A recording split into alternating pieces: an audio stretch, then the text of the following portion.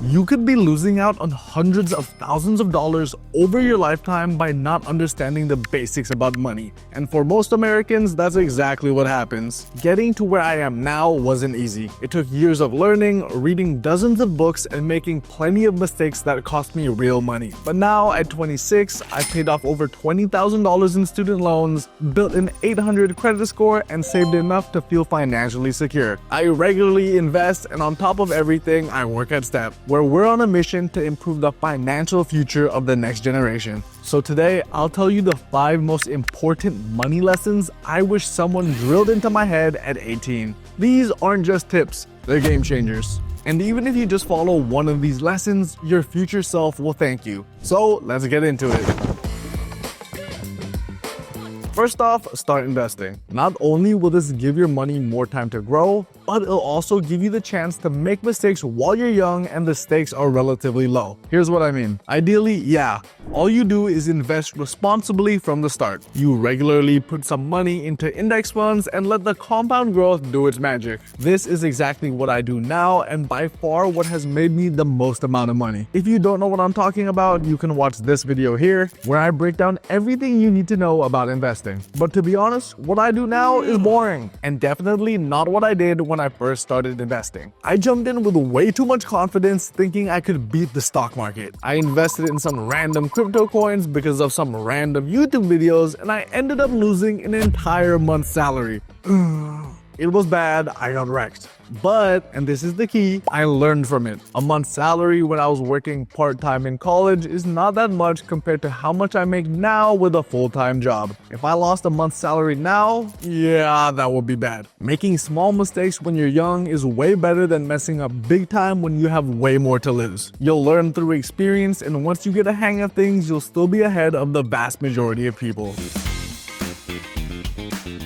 2 is to get a credit card. This is literally the easiest thing you can do to build your financial future. Here's why. In the short term, you'll earn rewards like cash back or points on things you're already buying. And in the long term, you'll build a strong credit score, which saves you money when renting, buying a car, or taking out loans, which you will definitely be doing as an adult. You just need to make sure you're using your credit cards responsibly. Only buy things you can afford and pay off your card every month. If not, the interest charges will eat you up. I got my first credit card when I was 21 and a few more since then. I just calculated how much in rewards, points, and cash back I received over the past 5 years, and I've received over $3,000. Plus, I took out a loan on a car a few years ago, and because I had a good credit score, I was able to get a 3.5% interest rate instead of potentially a 7% interest rate if I had a worse credit score. That will literally save me over $2,400 over the course of the loan. All that because I pulled out a credit card instead of a debit card every time I bought something. And if you're looking for a simple way to get started, check out Step Black. It's a great way to build credit responsibly while earning cash back on things like dining and subscriptions. Plus, it's designed for beginners, so it's easy to manage.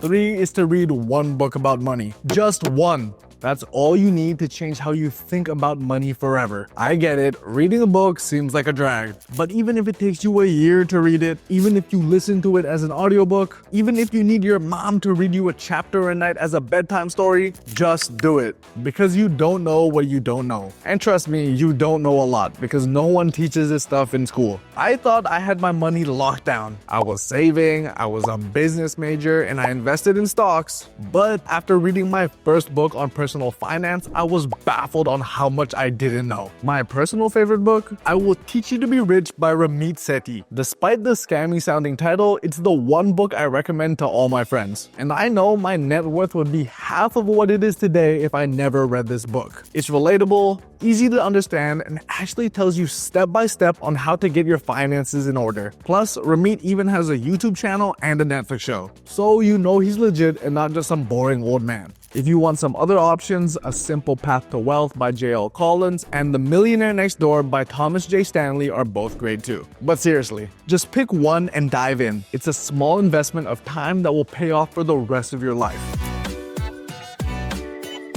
4, learn high leverage skills. You can work an hour for $15 or you can work an hour for $50. You just need to pick the right thing and learn the right skills. And a lot of the time, learning the right skills is kind of easy. In college, I worked both as a host at a Korean barbecue restaurant and as a freelance photographer. As the host, I made minimum wage, dealt with angry customers, and cleaned bathrooms. It sucked. But by my junior year, I noticed people were doing graduation photo shoots at the end of each year. I thought to myself, I have a camera, I know how to take pictures, why don't I do this too? From there, I started taking graduation photos for seniors and eventually started charging $100 per session. It took an hour to shoot the photos and another hour to edit them. That's $50 per hour to essentially just walk around campus with my camera, then edit some photos while watching Netflix in the background. The point isn't that you should become a photographer, it's that you should focus on skills that will pay you more. You could be a tutor, a graphic designer, a video editor, whatever works for you. Who knows, you might already have the skills that you can charge for. If not, it'll just take a bit of effort to learn up front. And you don't have to be a pro right from the get-go. Just build a foundation of skills, start getting paid a little bit more, and then you'll thank yourself later. 5. Spend money intentionally. Here's the thing about money. It's a tool. It's not about saving every penny or spending recklessly. It's about making it work for you. Think about the things in your life that actually bring you joy. Maybe it's traveling, gaming, or eating at great restaurants. Now think about the stuff you spend on but you don't really care about, like the random Amazon purchases or those subscriptions you forgot about. From there, it's simple. Spend more on the things that matter to you and cut back on the things that don't. For me, I love traveling with friends, so I prioritize that. I literally have a separate savings goal labeled travel, so I'll never have to skip out on a vacation with my friends. But I don't really care about new clothes. Like legit, scroll through all these videos. I'm basically wearing the same 5 outfits. That's where I cut back and save my money. For you, it could be different. You could really like running, so you spend a ton of money on shoes, nutrition, and new gear. But you don't care about eating out, so you skip the fancy dinners and cook at home to save money. It's all about balance. Don't deprive yourself of the things you love, but don't waste your hard-earned money on things that don't add value to your life. Take a step back, really think about it, and you'll be surprised how much happier you'll be when you spend or save your money. And there you have it. 5 lessons I wish I learned at 18.